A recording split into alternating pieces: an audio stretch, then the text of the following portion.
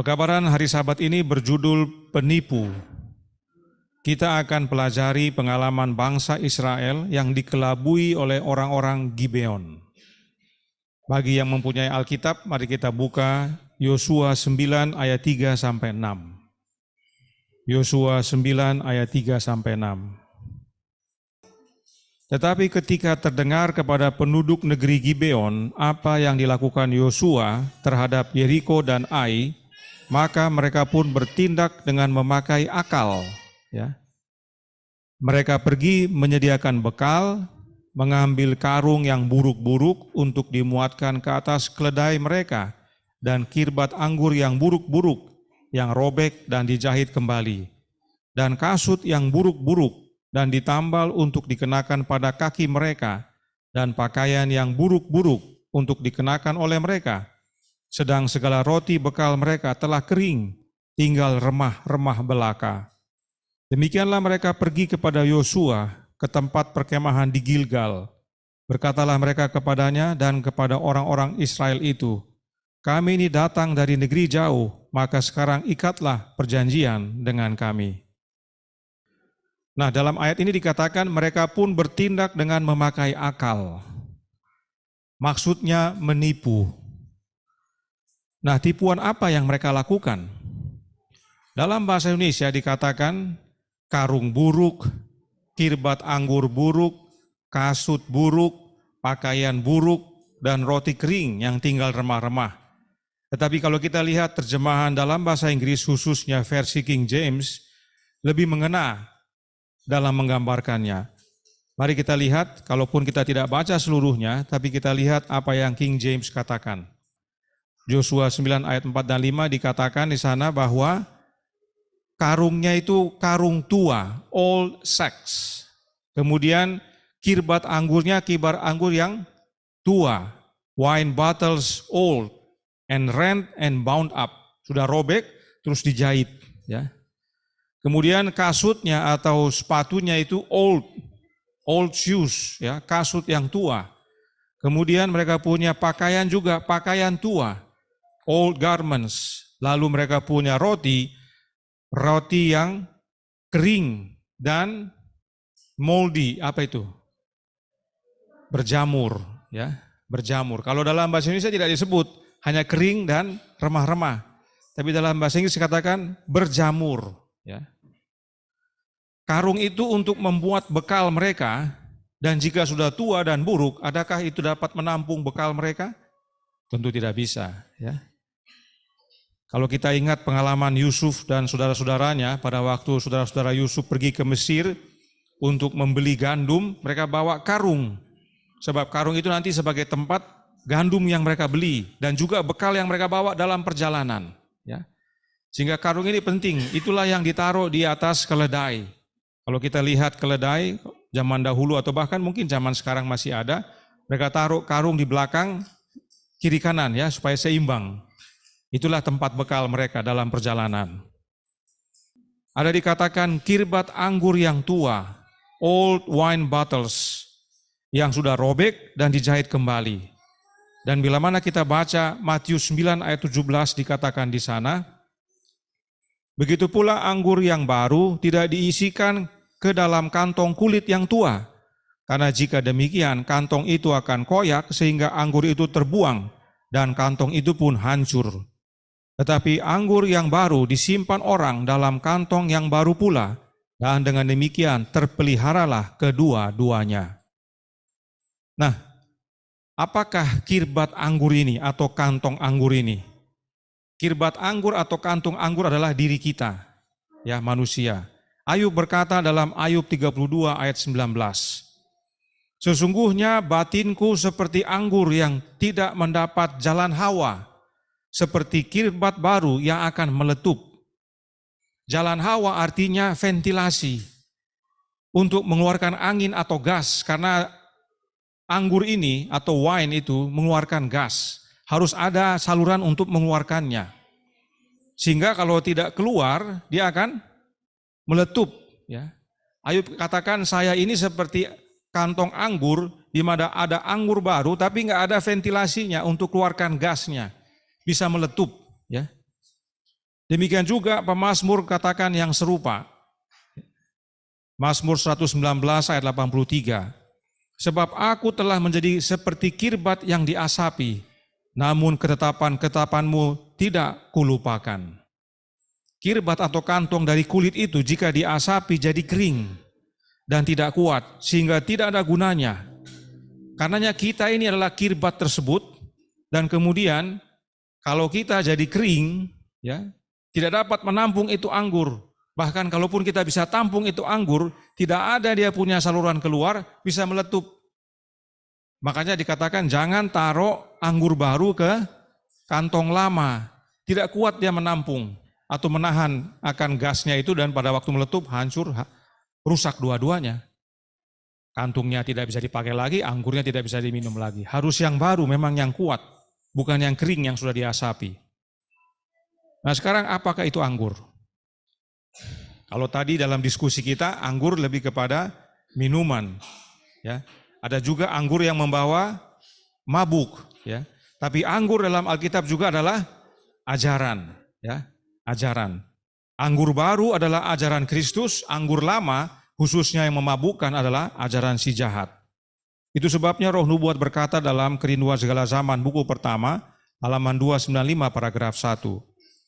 Ajaran Kristus walaupun itu diumpamakan dengan air anggur yang baru, bukanlah berarti bahwa itu adalah suatu doktrin yang baru pula, tetapi sebaliknya adalah suatu kenyataan tentang apa yang telah diajarkan sejak permulaan dunia.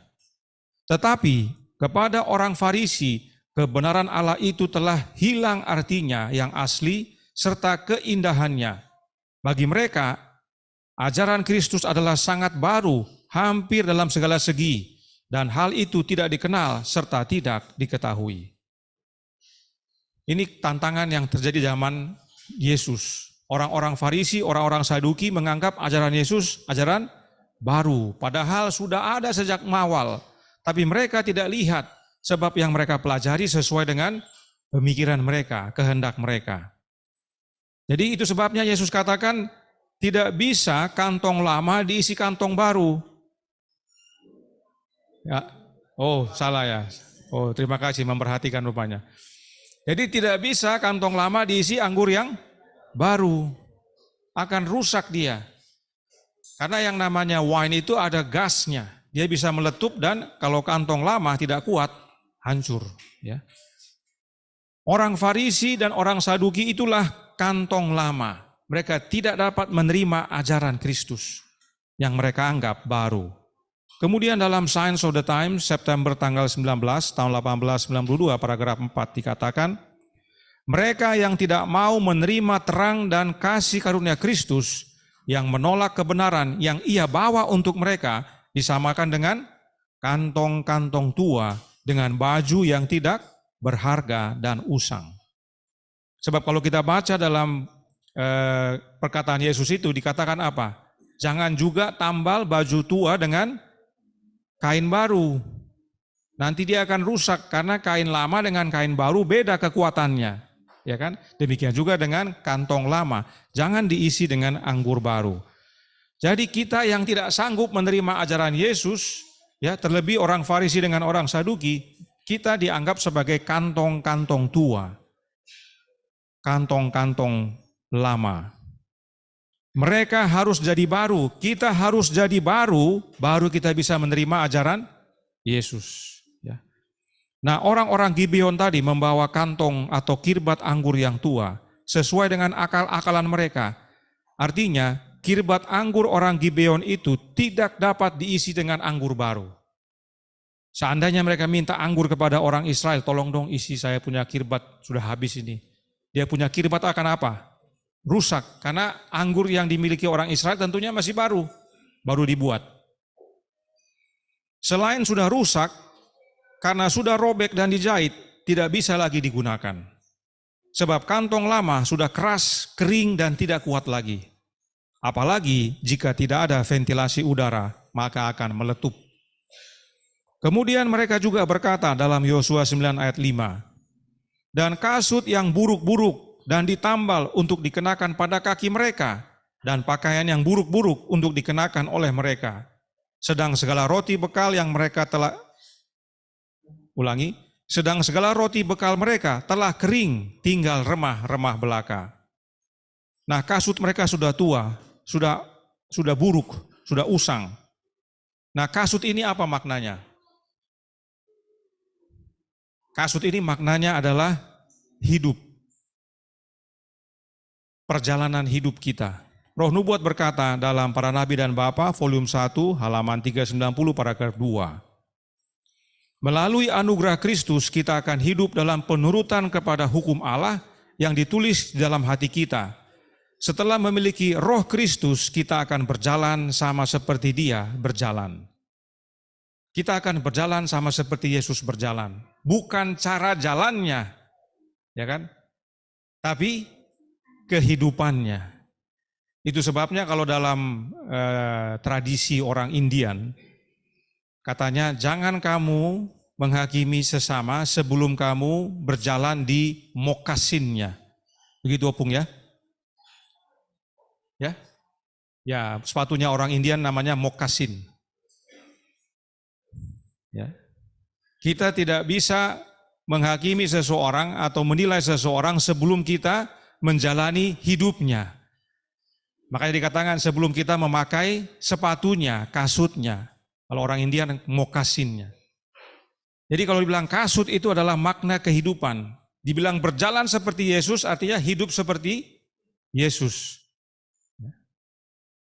Jadi kasut itu maknanya adalah kehidupan kita.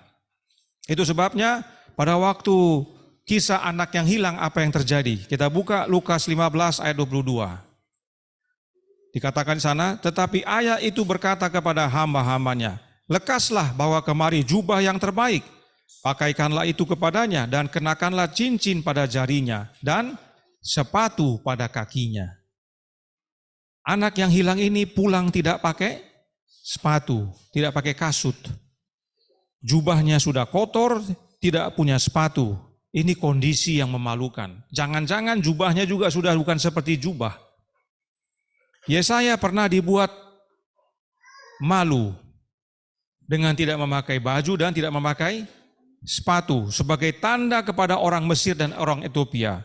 Kita buka Yesaya 20 ayat 2 sampai 4. Dikatakan di sana, pada waktu itu berfirmanlah Tuhan melalui Yesaya bin Amos, firman-Nya, pergilah dan bukalah kain kabung dari pinggangmu dan tanggalkanlah kasut dari kakimu. Lalu ia pun berbuat demikian, maka berjalanlah ia telanjang dan tidak berkasut. Berfirmanlah Tuhan, seperti hambaku Yesaya berjalan telanjang dan tidak berkasut 3 tahun lamanya. Sebagai tanda dan alamat terhadap Mesir dan terhadap Ethiopia, demikianlah Raja Asyur akan menggiring orang Mesir sebagai tawanan dan orang Ethiopia sebagai buangan, tua dan muda, telanjang dan tidak berkasut. Dengan pantatnya kelihatan suatu penghinaan bagi Mesir. Jadi kalau tidak pakai baju dan tidak pakai sepatu, hal yang memalukan. Anak yang hilang ini pulang dengan kondisi memalukan. Jubahnya pasti sudah compang-camping, tidak pakai sepatu. Sementara bangsa Israel pada waktu mengembara di mengembara di padang belantara, apa yang terjadi? Ulangan 29 ayat 5. 40 tahun lamanya aku memimpin kamu berjalan melalui padang gurun. Pakaianmu tidak menjadi rusak di tubuhmu dan kasutmu tidak menjadi rusak di kakimu. Bangsa Israel yang kerjanya mengeluh, bersungut, Tuhan pelihara. Tuhan tidak kasih malu mereka. Pakaiannya masih bagus, kasutnya masih bagus. 40 tahun putar-putar, semua masih bagus.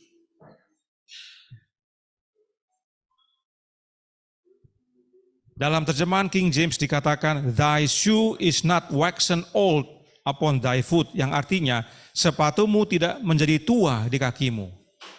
Ada peranan Tuhan dalam perjalanan kehidupan kita. Adakah kasut kita menjadi tua atau tidak? Adakah menjadi rusak atau tidak? Kasut orang Gibeon tua dan buruk.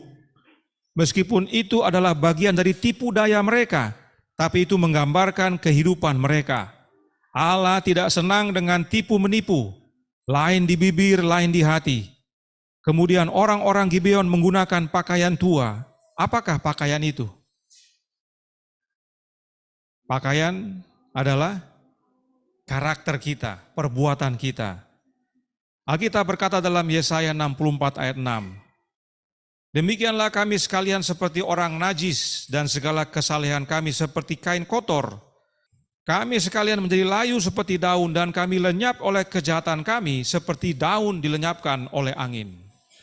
Karenanya pakaian orang-orang Gibeon adalah gambaran kesalehan mereka, yaitu kesalehan yang kotor. Mereka menipu. Nah, apakah kesalehan kita berguna? Kesalehan manusia. Yesaya 57 ayat 12 berkata, Aku akan menyebutkan kesalehanmu dan segala perbuatanmu, tapi semuanya itu tidak akan berguna bagimu. Kesalehan kita tidak ada gunanya, karena itu kain kotor. Ya. Itu sebabnya Yesus berikan jubahnya yang adalah hidupnya yang sempurna kepada kita. Wahyu 7 ayat 13 sampai 14. Dan seorang dari antara tua-tua itu berkata kepadaku, siapakah mereka yang memakai jubah putih itu dan dari manakah mereka datang?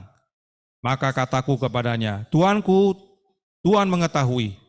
Lalu ia berkata kepadaku, mereka ini adalah orang-orang yang keluar dari kesusahan yang besar, dan mereka telah mencuci jubah mereka dan membuatnya putih di dalam darah anak domba. Ingat, darah sama dengan hidup. Artinya jubah kita dicuci dalam hidup Yesus. Ya, yaitu hidup anak domba tadi. Kita menerima karakternya, kita menerima jubahnya, yaitu kain lenan halus yang berkilau dan putih bersih. Wahyu 19 ayat 8 berkata, dan kepadanya dikaruniakan supaya memakai kain lenan halus yang berkilau-kilauan dan yang putih bersih. Lenan halus itu adalah perbuatan-perbuatan yang benar dari orang-orang kudus. Jelas bahwa pakaian atau jubah adalah karakter, perbuatan. Pakaian orang-orang Gibeon adalah pakaian yang tua, yang buruk. Kehidupan dan perbuatan mereka tidak berguna. Sebab memang mereka menipu untuk mendapatkan keselamatan. Lalu makanan mereka, yaitu roti, sudah menjadi kering dan berjamur. Makan roti yang kering susah, seret di leher. Makanya seringkali dicelup, mungkin di susu atau di sup. Dan susah ditelan. Itulah makanan orang-orang Gibeon yang mereka bawa dengan tujuan menipu. Tetapi ketika masih panas, roti itu wangi dan nikmat. Ya, meskipun tidak baik untuk makan roti masih panas. Kalau ada bikin roti, kalau masih panas jangan kita makan. Dia punya ragi masih aktif sekali. Bagus didinginkan, bahkan masukkan ke freezer supaya raginya mati. Baru makan sesudahnya itu. Dengan cara dihangatkan atau dicelup. Roti enak sebenarnya, tapi roti mereka ini kering, ya, dan sudah berjamur. Ya. Itulah makanan orang Gibeon. Nah, siapa roti? Yesus Kristus, ya. Dikatakan dalam Yohanes 6 ayat 33 sampai 35, karena roti yang dari Allah ialah roti yang turun dari sorga dan yang memberi hidup kepada dunia. Maka kata mereka kepadanya, Tuhan, berikanlah kami roti itu senantiasa. Kata Yesus kepada mereka, Akulah roti hidup. Barang siapa datang kepadaku, ia tidak akan lapar lagi, dan barang siapa percaya kepadaku, ia tidak akan haus lagi. Barang siapa makan roti hidup yang adalah Yesus, dia akan hidup. Yohanes 6 ayat 50 dan 51 berkata, Inilah roti yang turun dari sorga. Barang siapa makan daripadanya, ia tidak akan mati. Akulah roti hidup yang telah turun dari sorga. Jikalau seorang makan dari roti ini, ia akan hidup selama-lamanya. Dan roti yang kuberikan itu ialah dagingku yang akan kuberikan untuk hidup dunia. Dan dalam ayat 54 Yesus tekankan lagi, barang siapa makan dagingku dan minum darahku, ia mempunyai hidup yang kekal, dan aku akan membangkitkan dia pada akhir zaman. Karenanya penting sekali untuk memakan roti hidup ini yang adalah Yesus. Dan makna daripada memakan roti hidup yang adalah Yesus itu adalah hidup Yesus menjadi hidup kita. Karena kalau kita makan adalah untuk hidup. Ya. Galatia 2:20 berkata, namun aku hidup tetapi bukan lagi aku sendiri yang hidup, melainkan Kristus yang hidup di dalam aku. Dan hidupku yang kuhidupi sekarang di dalam daging adalah hidup oleh iman dalam Anak Allah yang telah mengasihi aku dan menyerahkan dirinya untuk aku. Dirinya Yesus diserahkan bagi kita. Roti hidup itu. Ya. Versi King James lebih baik dan lengkap. Maaf saya selalu bandingkan supaya pengertian kita lebih baik lagi. Perhatikan dikatakan, I am crucified with Christ. Artinya, saya disalibkan bersama Kristus. Dalam bahasa Indonesia, ayat ini atau kalimat ini bukan dalam ayat 20, tapi dalam ayat sebelumnya, ayat 19. Kalau baca dalam ayat 19, ada kalimat itu. Tapi kurang berhubungan akhirnya pada saat kita baca, namun aku hidup. Ya.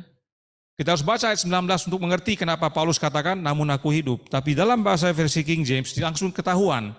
Dikatakan, saya disalibkan bersama Kristus, tapi aku hidup. Saya disalibkan bersama dia, tapi saya hidup. Tapi bukan saya yang hidup, siapa? Kristus yang hidup. Dan perhatikan dalam bahasa Inggris katakan, yet not I. Ya, tapi bukan saya. Tapi dalam bahasa Indonesia dikatakan, tapi bukan lagi aku sendiri yang hidup. Kadang-kadang orang punya salah pengertian. Oh, berarti yang hidup saya dengan Yesus, bukan aku sendiri, tapi ada Yesus juga hidup. Jadi hidup saya dan hidup Yesus. Ada orang mengerti begitu. Tidak demikian ya. Bukan saya hidup, tapi siapa? Yesus yang hidup ya. Karena kita disalibkan bersama Dia. Inilah makna memakan roti hidup. Tapi roti orang-orang Gibeon adalah kering dan berjamur. Adakah itu memberi hidup? Nah, saya tidak tahu apakah saudara pernah makan roti berjamur. Saya kadang-kadang suka makan roti berjamur. Kalau sudah nggak ada ya saya makan. Tapi masih sedikit-sedikit. Kalau sudah banyak ya tidak juga. Tapi sebenarnya ada bahayanya. Tergantung jenis rotinya. Ada jenis roti yang namanya rye bread, ya, R-Y-E. Dibacanya rye bread. Dari tepung rye. Nah, roti ini kalau dia berjamur, jamurnya itu disebut ergot. Ya. Jamur ergot. Nah, jamur ergot ini kalau kita makan memberikan efek seperti narkoba. Ya. Ada fly-fly-nya begitu, pusing, pening, bahkan bisa berpengaruh kepada pencernaan dan juga bahkan jantung. Dan di abad ke-14 sampai 17 ada wabah yang disebut wabah menari. Karena mereka makan jamur ini dari roti yang berjamur, orang yang makan menari-menari, tidak bisa kendalikan diri, mereka menari-nari, ya. Bahkan ada yang kejang-kejang. Ya. Jadi hati-hati makan roti yang berjamur, jangan makan. Oleh karena itu, apa yang mereka bawa tidak bisa mereka makan, tidak bisa membawa kehidupan bagi mereka, bahkan bisa bikin sakit. Tapi roti hidup itulah kehidupan dan makanan kita. Dan setelah menyatakan bahwa karung mereka tua, kemudian kirbat anggur mereka tua, kasut mereka tua, pakaian mereka tua, roti mereka kering dan berjamur, apa yang dikatakan oleh orang Gibeon? Yosua 9 ayat 6. Dikatakan di sana, demikianlah mereka pergi kepada Yosua ke tempat perkemahan di Gilgal. Berkatalah mereka kepadanya dan kepada orang-orang Israel itu, kami ini datang dari negeri jauh, maka sekarang ikatlah perjanjian dengan kami. Orang Gibeon ini tidak bilang nama negerinya. Mereka hanya bilang dari negeri yang jauh. Mereka juga tidak bilang dari mana arahnya. Apakah utara, timur, selatan, barat. Mereka tidak bilang. Hanya bilang negeri yang jauh. Ya. Bahkan orang Israel curiga, jangan-jangan dari dekat-dekat sini, bahkan tinggal bersama-sama dengan kita. Tetapi istilah negeri yang jauh ini sudah beberapa kali digunakan dalam Alkitab untuk menggambarkan sesuatu. Ada yang menggunakan sebagai surga, yaitu perumpamaan Tuhan Yesus tentang talenta dalam Matius 25 ayat 13 sampai 30. Dikatakan adalah seseorang yang pergi ke negeri yang jauh. Maksudnya Yesus kembali ke surga. Dia tinggalkan talenta, tapi pada waktu dia kembali mereka tidak. Ada yang gunakan dengan benar, ada yang tidak gunakan dengan benar. Ada juga negeri yang jauh itu adalah yang bersifat keduniawian, sebagaimana anak yang hilang tadi dalam Lukas pasal 15. Mari kita baca Lukas 15 ayat 13. Beberapa hari kemudian anak bungsu itu menjual seluruh bagiannya itu lalu pergi ke negeri yang jauh. Di sana ia memboroskan harta miliknya itu dengan hidup berfoya-foya. Tentunya negeri yang jauh di sini bukan sorga, tapi keduniawian. Orang Gibeon tadi datang dari negeri yang jauh. Tentunya bukan dari sorga juga, karena mereka datang dengan yang rusak-rusak, yang usang-usang, yang tua, dan mereka datang dengan menipu. Ya, tentunya bukan dari sorga, tapi mereka menipu demi keselamatan. Negeri yang jauh yang orang-orang Gibeon maksudkan serupa dengan tempat di mana anak yang hilang itu pergi, yaitu keduniawian. Negeri yang jauh, yaitu jauh dari rumah Bapa, jauh dari keselamatan. Sebab cara-cara orang Gibeon untuk mencari keselamatan adalah cara dunia, yaitu dengan menipu. Meskipun mereka datang karena mereka telah mendengar tentang kebesaran Allah Israel. Jadi mereka datang karena mereka dengar, oh Allah Israel telah berbuat begini, Yosua telah berbuat begini. Itu sebabnya mereka datang. Itu sebabnya mereka katakan itu dalam Yosua 9 ayat 9 dan 10. Ya, mereka bilang begini, dari negeri yang sangat jauh hamba-hambamu ini datang karena nama Tuhan Allahmu, sebab kami telah mendengar kabar tentang Dia, yakni segala yang dilakukannya di Mesir dan segala yang dilakukannya terhadap kedua raja orang Amori itu di seberang sungai Yordan, Sihon raja Hesibon dan Og raja Basan yang diam di Asitarot. Mereka telah mendengar tentang Jehovah, yaitu Allah Bapa. Apa yang Bapa telah perbuat mereka sudah dengar. Tapi sayangnya mereka gunakan akal mereka untuk datang menipu supaya selamat. Nah, banyak alasan orang untuk menipu. Tapi apa yang dilakukan oleh orang Gibeon ini adalah karena apa? Kenapa mereka menipu? Karena mereka takut. Ya. Mereka takut kepada Israel, mereka takut kepada Allahnya Israel. Sebab Allah Bapa beserta dengan umatnya. Orang Gibeon takut untuk dibinasakan. Oleh karena itu mereka datang menipu, mereka berbohong. Jadi ingat di sini bahwa orang-orang ini mendengar tentang Allah yang benar. Mereka mau datang ke sana supaya dapat keselamatan, tapi karena takut mereka berbohong, mereka tipu. Dan orang yang menipu atau berbohong tidak ada kebenaran dalam dirinya. Itu sebabnya karungnya tua, kosong lagi, kirbatnya juga tua, rusak lagi, kasutnya juga tua, pakaiannya tua, rotinya kering dan berjamur, tidak ada harapan. Nah, tentang orang-orang Gibeon ini, Roh Nubuat berkata dalam Patriarchs and Prophets halaman 507 paragraf 1, dikatakan, tetapi sebenarnya akan lebih baik lagi bagi orang-orang Gibeon kalau saja mereka telah berlaku jujur terhadap bangsa Israel. Sementara penyerahan mereka kepada Jehovah telah menyelamatkan hidup mereka, tipu daya mereka telah mendatangkan kehinaan serta perhambaan terhadap diri mereka. Untuk keselamatan tidak perlu tipu-tipu atau berbohong. Ya, orang Gibeon tadinya tidak perlu berbohong. Kalau mereka nyatakan bahwa mereka dengar dan mereka mau bertobat, mau ikut Allah yang benar, tidak masalah. Ya. Dalam halaman berikutnya dikatakan, dalam Patriarchs and Prophets halaman 506 paragraf 1. Saya ambil versi bahasa Inggris karena di situ jelas-jelas punya white tulis kata Jehovah. Dalam terjemahan bahasa Indonesia tidak ada lagi Jehovahnya. Dikatakan begini, bangsa Gibeon telah menjanjikan diri mereka untuk meninggalkan penyembahan berhala. Ya. Mereka datang bukan hanya sekedar datang, mereka berjanji untuk tinggalkan berhala dan menerima perbaktian kepada Jehovah. Dan dibiarkannya mereka hidup bukanlah satu pelanggaran terhadap perintah Allah untuk membinasakan bangsa Kanaan yang menyembah berhala itu. Jadi kalau ada bangsa Kanaan yang bertobat, meninggalkan berhala dan menyembah Allah Bapa, tidak perlu dibasmi. Ya. Bangsa Israel salah mengerti, orang yang kafir juga salah mengerti. Mereka dengar, wah mereka datang akan basmi semuanya. Kami bisa mati ini. Mereka hebat, kami tidak hebat. Jadi untuk cari keselamatan mereka tipu, ya. Mereka mau tinggalkan berhala, tapi karena mereka takut dibasmi, mereka tipu. Ya. Dan bahkan kalau orang-orang yang kafir ini bertobat, berkat yang sama yang diterima oleh Israel menjadi bagian mereka. Roh Nubuat berkata dalam Para Nabi dan Bapa, buku kedua, halaman 113, paragraf 3. Allah telah mengadakan satu ketentuan bahwa semua orang yang mau meninggalkan kekafiran dan menggabungkan dirinya dengan Israel akan memperoleh berkat-berkat dari perjanjian itu. Jadi tidak perlu bohong harusnya orang Gibeon.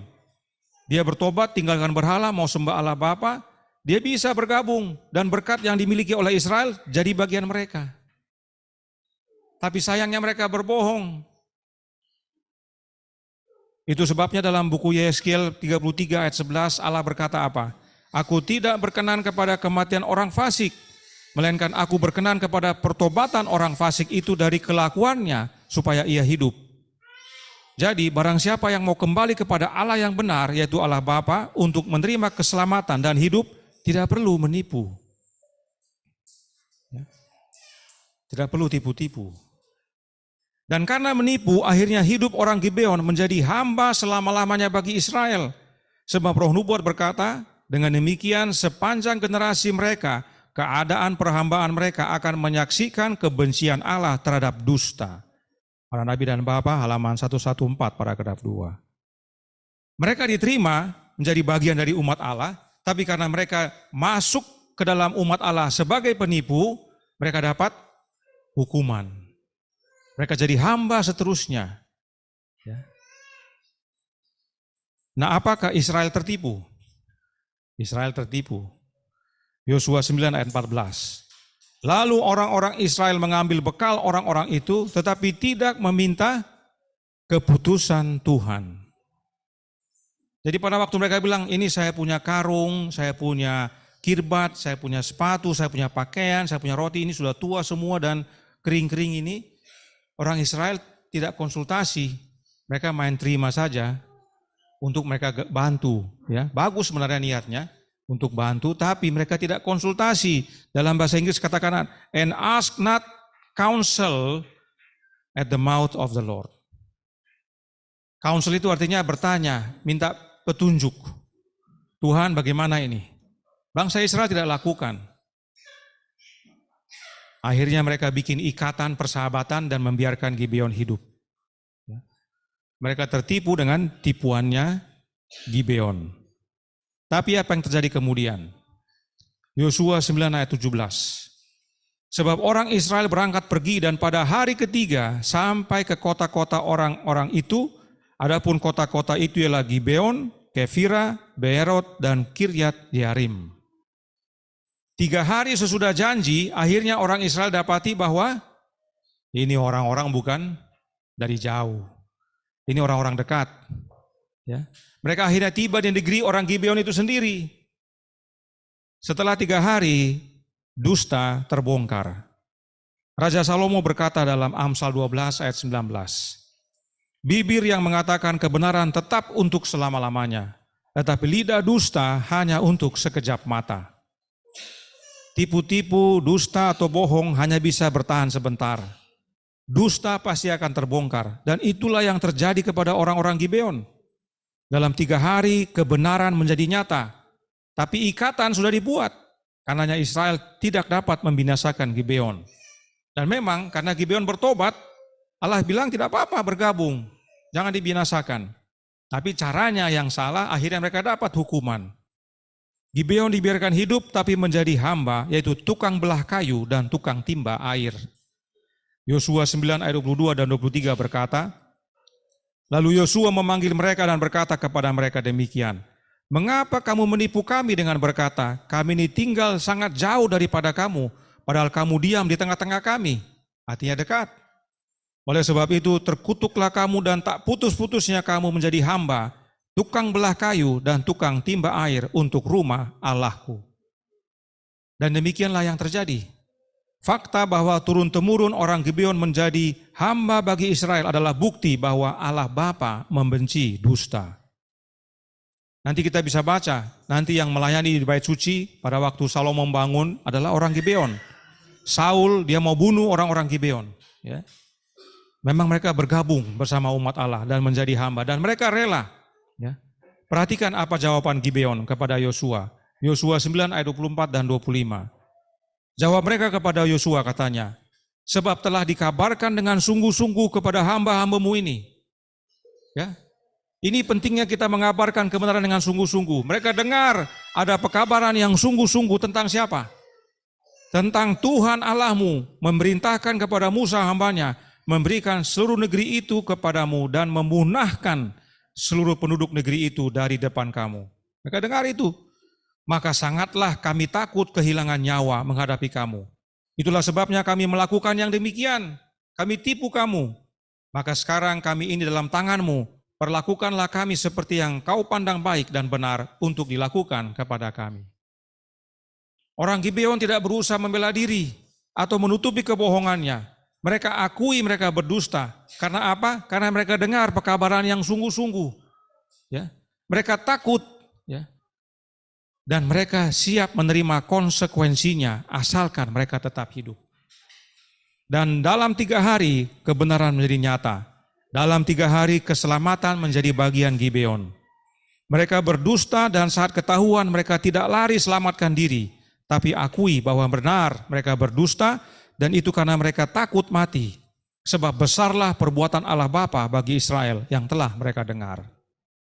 Dan mereka siap terima akibat dari perbuatan mereka, asalkan mereka tetap hidup. Sebagai gambaran tentang orang Gibeon ini, mari kita baca pasal 10. Pasal 10 ayat 2, ini orang Gibeon. Dikatakan gini, maka sangat takutlah orang, sebab Gibeon itu kota yang besar, seperti salah satu kota kerajaan, bahkan lebih besar dari Ai, dan semua orangnya adalah pahlawan. Kalau dalam bahasa Inggris katakan mighty, kuat. Orang-orangnya itu bukan orang-orang sembarangan ini orang Gibeon ini. Orang-orang hebat, orang-orang kuat. Tapi mereka takut begitu mendengar pekabaran sungguh-sungguh tentang Allah Bapa dan perbuatannya kepada umat-umat. Dan perintah Allah Bapa untuk munahkan, binasakan orang Kanaan. Takut mereka. Jadi saat Raja Yerusalem mendengar bahwa orang Gibeon mengikat persahabatan dengan Israel, makin takut dia. Karena yang jago saja takluk, ikat persahabatan. Bagaimana dengan orang ini? Oleh karena itu Raja Yerusalem ajak ya, Raja Hebron, Raja Yarmut, Raja Lakis, Raja Eglon untuk menggempur Gibeon. Mereka serang, mereka kurung Gibeon dan oleh karena itu Gibeon berseru kepada Yosua, jangan tarik tanganmu, tolong kami ini. Yosua datang dari Gilgal bersama pasukan untuk membantu Gibeon. Dan oleh karena kurang waktu, apa yang Yosua buat? Menahan matahari. Ya. Yosua meminta supaya matahari dan bulan berhenti. Yosua berkata, matahari berhentilah di atas Gibeon dan engkau bulan di atas lembah Ayalon. Inilah peristiwa gara-gara Gibeon. Dan Alkitab katakan dalam Yosua 10 ayat 14, belum pernah ada hari seperti itu, baik dahulu maupun kemudian, bahwa Tuhan mendengarkan permohonan seorang manusia secara demikian, sebab yang berperang untuk orang Israel ialah Tuhan. Gara-gara Gibeon, Yosua minta supaya matahari berhenti. Sebab dia dapat izin dari Allah supaya orang-orang Amori ini dibasmi. Ya. Dan karena waktu kurang, berhenti itu matahari. Ya. Saudaraku dalam Tuhan, Gibeon menipu. Gibeon bertobat. Gibeon jadi hamba. Dan saat diserang, Gibeon tidak dibiarkan binasa. Allah Bapa berperang melalui Israel untuk selamatkan Gibeon. Bahkan melakukan keajaiban yang hanya satu-satunya terjadi dalam Alkitab, yaitu matahari dan bulan berhenti. Ini semua untuk Gibeon. Nah sekarang pertanyaannya adalah, siapakah Gibeon ini? Jangan pikir jauh-jauh. Gibeon ini adalah diri kita masing-masing. Yang sudah mendengar tentang Allah yang benar, tentang kebenaran, tentang Allah yang kita sembah, serta mau datang kepadanya, tapi kita datang dengan menipu. Apa penipuan kita? Ada yang tahu? Penipuan kita ada di dalam hati kita. Dalam hati kita masih banyak berhala, masih ada dendam, masih ada kebencian, syakwa sangka, amarah, keduniawian, dan sejenisnya. Tapi kita datang kepada Allah Bapa untuk mencari apa? Keselamatan dan hidup. Kita datang dengan karung tua yang tidak kuat lagi untuk menampung bekal. Kita datang dengan kirbat anggur yang tua, yaitu diri kita. Kita tidak dapat terima ajaran Kristus. Kita datang dengan kasut yang tua, kehidupan kita tidak setia. Kita datang dengan pakaian tua, karakter kita yang kotor. Kita masih makan roti kering dan berjamur yang tidak memberi kehidupan, bahkan bikin kita sakit. Itulah kita datang kepada Allah yang benar. Tapi bedanya kita dengan Gibeon apa? Kalau Gibeon, memang dia pakai pakaian yang sudah tua, kirbatnya yang dia bawa memang sudah tua, kasutnya memang sudah tua, semuanya benar-benar sudah tua. Tapi kita semua terlihat baru, terlihat bagus. Ya. Terlebih seperti saya yang berdiri di depan ini yang setiap hari Sabat berkhotbah. Terlihat saleh, tapi isi hati menipu. Masih ada dalam hati saya adalah mungkin kebencian, mungkin amarah, mungkin keduniawian. Tapi saya datang kepada Allah mencari keselamatan. Saya mau hidup Bapak. Tapi saya tipu melalui penampilan saya, melalui penampilan kita semuanya. Itu sebabnya kita disebut jemaat Laodikia. Yang kita rasa kita sudah kaya, tidak kurang apa-apa. Padahal kita telanjang, buta dan bagaimana kalimatnya? Terima kasih. Miskin, buta dan telanjang. Itulah kita. Kita sepertinya kaya, tapi kita miskin. Kita sepertinya berpakaian, tapi kita telanjang. Kita sepertinya melihat, tapi kita buta. Kita datang kepada Bapa dan mendengar ini yang benar. Tapi kita datang dengan kondisi tadi. Dan anehnya, kita tidak mau akui bahwa kita menipu. Kita merasa tampilan luar kita meyakinkan, dan itu sudah cukup. Bahkan ada dusta atau penipuan yang sudah ketahuan, yang tetap dibuat karena merasa orang banyak tidak tahu, tapi Tuhan tahu. Kita seringkali berbuat sesuatu yang menipu, yang salah, tidak merasa susah karena kita rasa cuma si A, si B yang tahu. Tapi Tuhan tahu. Apakah ada harapan bagi kita? Tentu ada. 3 hari. Harapan kita 3 hari. Dalam Yesus ada pengharapan kita. Kematian dan kebangkitan Yesus memberikan keselamatan dan hidup bagi kita yang penipu ini. Kita pintar main drama. Betul enggak? Dari rumah mungkin marah, suami istri dengan anak, sampai di gereja, selamat Sabat, senyum-senyum. Kalau dalam hati, marah. Nanti pulang di mobil, lanjut lagi. Dengan istri, dengan keluarga, ya kan? Kita pintar main drama.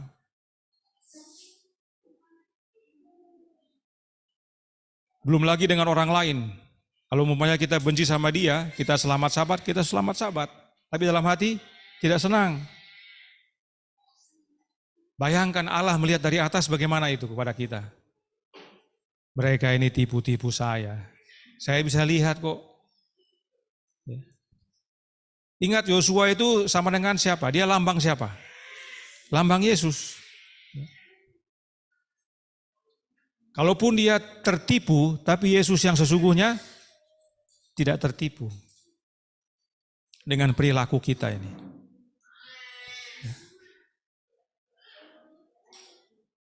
Sebab bukan kematian kita yang Tuhan inginkan, tapi pertobatan kita agar jangan binasa, tapi beroleh hidup yang kekal. Itu sebabnya Yesus katakan, saya berikan kepada kamu jubah yang baru, yaitu karakternya. Kasut yang rela untuk kabarkan Injil. Kirbat baru, yaitu menjadi manusia baru, agar kita dapat menerima ajarannya. Dan agar menerima ajarannya, kita harus terima rohnya, hidupnya, yaitu roti hidup, dirinya sendiri, hidupnya, agar bukan kita lagi yang hidup, tapi Kristus yang hidup dalam kita. Karena Tuhan tidak mau kita mati, Dia mau kita hidup. Meskipun kita penipu. Petrus tuliskan dalam 2 Petrus 3 ayat 9. Tuhan tidak lalai menepati janjinya, sekalipun ada orang yang menganggapnya sebagai kelalaian. Tapi Ia sabar terhadap kamu, karena Ia menghendaki supaya jangan ada yang binasa, melainkan supaya semua orang berbalik dan bertobat. Sebagaimana orang Gibeon, karena pertobatan mereka tidak jadi binasakan. Bahkan mereka menerima berkat janji sebagaimana orang Israel. Meskipun mereka menipu. Demikian juga kita para penipu. Yang mencari keselamatan dan mau datang kepada Allah Bapa, kita perlu berbalik dan bertobat.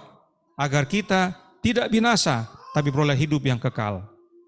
Sebagaimana orang Gibeon yang akui penipuan mereka kepada Allah, demikian juga kita harus akui penipuan kita kepada Allah dan hidup selaras dengan kehendak-Nya. Sebab penipu tidak akan mendapat bagian dalam kerajaan Allah. 1 Korintus 6 ayat 10. Waktu masih ada, saudaraku dalam Tuhan. Apalagi ada jiwa-jiwa yang mau dibaptiskan. Dan bagi yang sudah dibaptiskan, itu ingat adalah pembaharuan dalam hidup kita. Kita harus menjadi umat Tuhan yang hidup jujur, hidup selaras dengan kehendak-Nya. Dibaptis dalam nama Yesus artinya menerima hidup Yesus dalam hidup kita. Kita baru dalam Dia. Dan bagi yang mau dibaptis juga jangan lupa. Penipuan-penipuan kita akui kepada Tuhan. Agar Dia ampuni dan kita menerima keselamatan. Jangan sia-siakan waktu yang ada. Tinggal sedikit lagi pintu kasihan ditutup. Kiranya kita semuanya bertobat dari penipuan kita. Tuhan Yesus memberkati. Saya bawa dalam nama Yesus. Amin. Mari kita berdoa. Saya undang bertelut.